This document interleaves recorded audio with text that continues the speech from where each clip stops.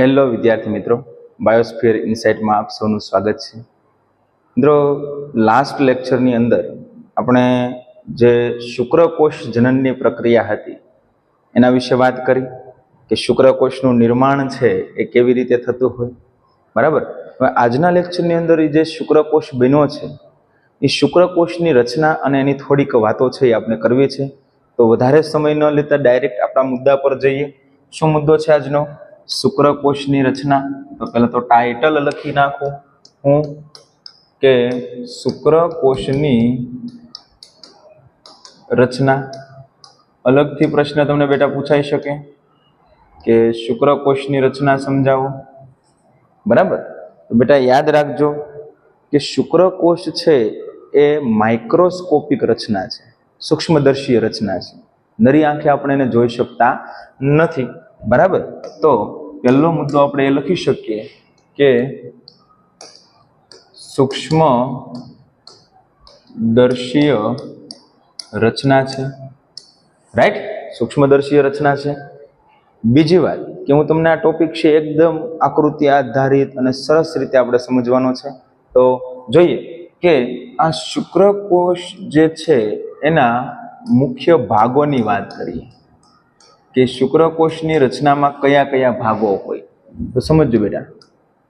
પહેલો ભાગ તમને કહું તો એ શીર્ષ છે, બીજો ભાગ ગ્રીવા છે, ત્રીજો ભાગ મધ્ય ભાગ છે, રાઈટ, અને ચોથો ભાગ એની શું છે? પૂંછડી. Right, yes. તો સૂક્ષ્મદર્શીય રચના છે અને એના 4 ભાગો જોવા મળે. કયા કયા? શીર્ષ, ગ્રીવા, મધ્ય ભાગ અને પૂંછડી. બરાબર. તો એની કઈ રચના છે એ કેવી હોય એના વિશે સમજવા માટે આપણે એક સરસ મજાની આકૃતિ દોરીએ. તો સમજો. બરાબર, કે શુક્રકોષનું શીર્ષ, બરાબર, શીર્ષનો અગ્રભાગ જેને શુક્રાગ્ર કહેતા હોઈએ. બરાબર. પછી શીર્ષ પછીનો ભાગ ગ્રીવાનો હોય, ગ્રીવા પછી મધ્ય ભાગ આવશે. તમારે હવે આકૃતિ પણ પરીક્ષામાં દોરવાની થશે એટલે તૈયારીમાં રહેજો. બરાબર. પછી છે સરસ મજાની લંબાયેલી શું જોવા મળશે? પૂંછડી જોવા મળશે. બરાબર. તો ધ્યાનથી સમજવું. ક્લિયર? યસ.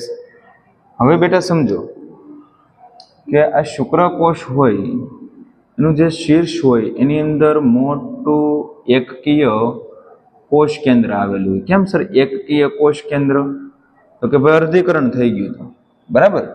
પછી જેનો મધ્ય ભાગ છે, બરાબર, ના મોટી સંખ્યામાં છે એ કણાભસૂત્રો આવેલા હોય. સોરી, કણાભસૂત્રો શું કામ હોય? તો આ શુક્રકોષ છલિત હોય અને એને છલીને છે એ ક્યાં જવાનું હોય? માદાજન્યુ સુધી, એટલે કે અંડકોષ સુધી પહોંચવાનું હોય. એટલે કે એને ગતિ કરવી પડે. તો ગતિ કરવા માટે એને હેલ્પ કોણ કરશે? એનર્જી. એનર્જી ક્યાંથી મળશે? તો કે ભાઈ આ કણાભસૂત્રમાંથી. તો આમાં કણાભસૂત્રો આવેલા હોય. બરાબર.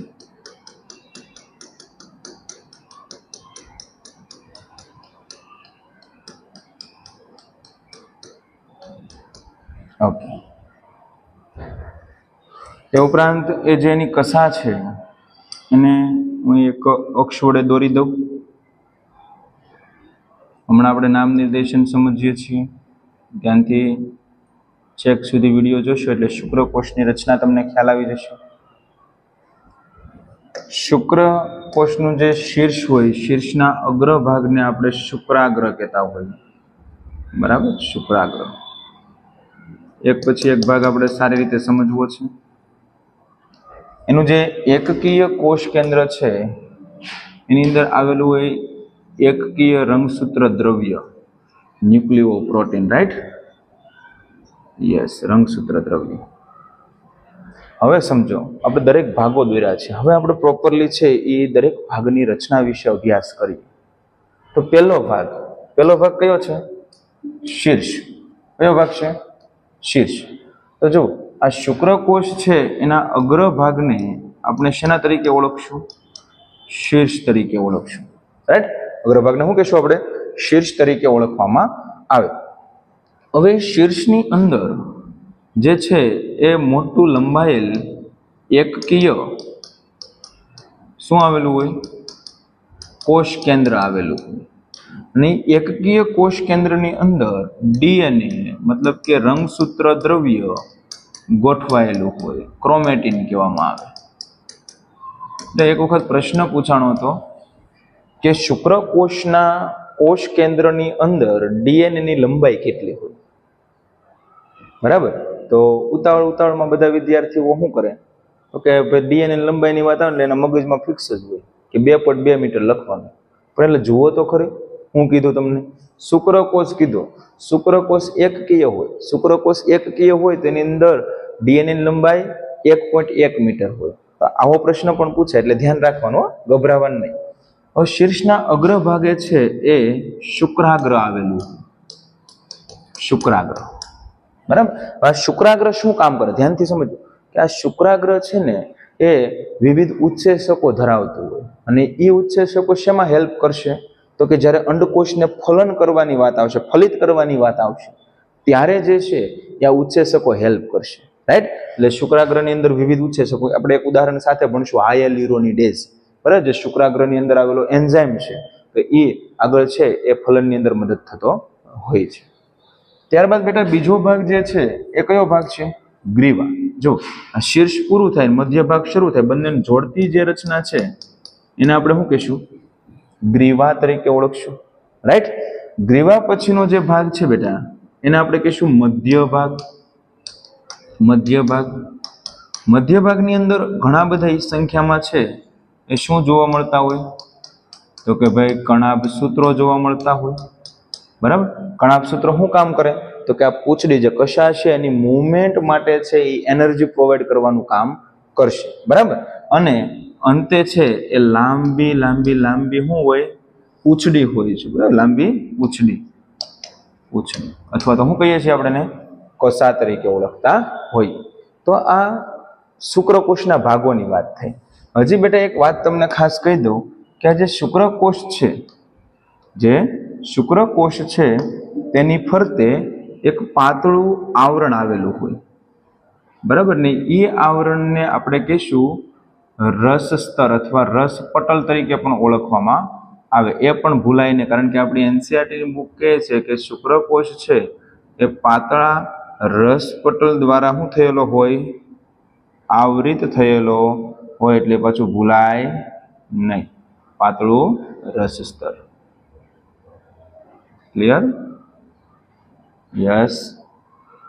આ રસ સ્તરની આકૃતિ દોરી છે આપણે લાઈન. ઓકે. ક્લિયર એટલી વસ્તુ?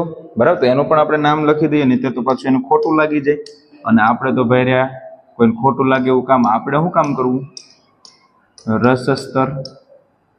બરાબર. તો રસ સ્તરની વાત થઈ. ક્લિયર? તો આ બધી વાતો આ જે આખી રચના થઈ એ કોની રચના થઈ? શુક્રકોષની.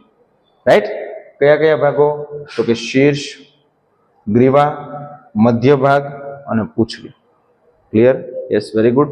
તો હવે બેટા શુક્રકોષની રચના જોયા બાદ એક સરસ મજાનો મુદ્દો તમારે યાદ રાખવાનો છે કે એક વખતના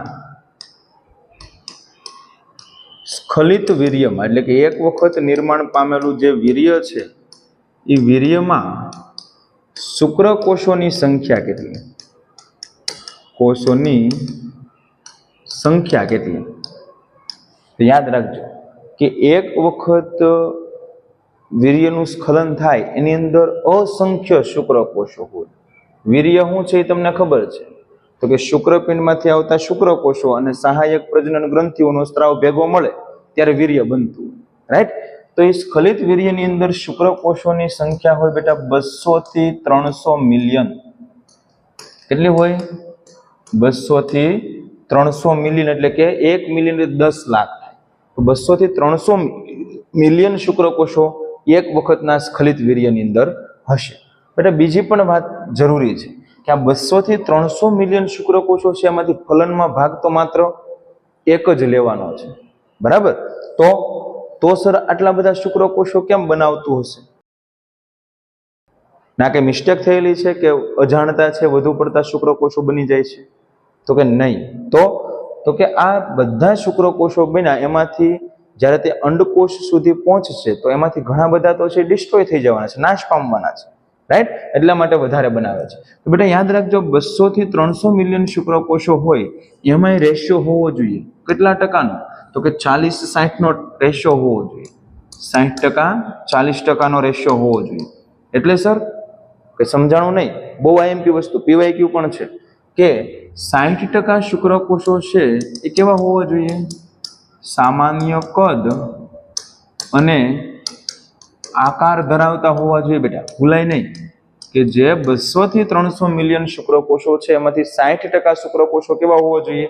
કે જેનું કદ સામાન્ય હોય અને આકાર સામાન્ય હોય. અને બેટા 40% શુક્રકોષો કેવા હોવા જોઈએ? તો કે શક્તિશાળી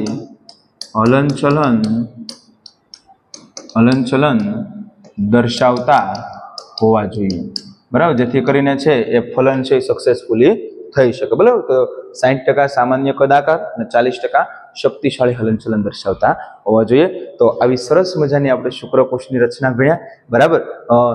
બીજી વાત કે શુક્રકોષો જે છે એ પછી નિર્માણ પામી ગયા પછી આપણે વાત કરીએ મુજબ કે તે આગળ સહાયક પ્રજનન નલિકાઓમાંથી વહન પામશે. ક્લિયર? તો શુક્રકોષની રચના ભણ્યા બાદ આવતા લેક્ચરથી હવે આપણે જે માદા પ્રજનન તંત્રની રચના અને એની અંદર થતી પ્રક્રિયાઓ વિશે છે અભ્યાસ કરવાનો છે. તો આવતો લેક્ચર જોવાનું ભૂલતા નહીં. મળીએ છીએ આવતા લેક્ચરમાં.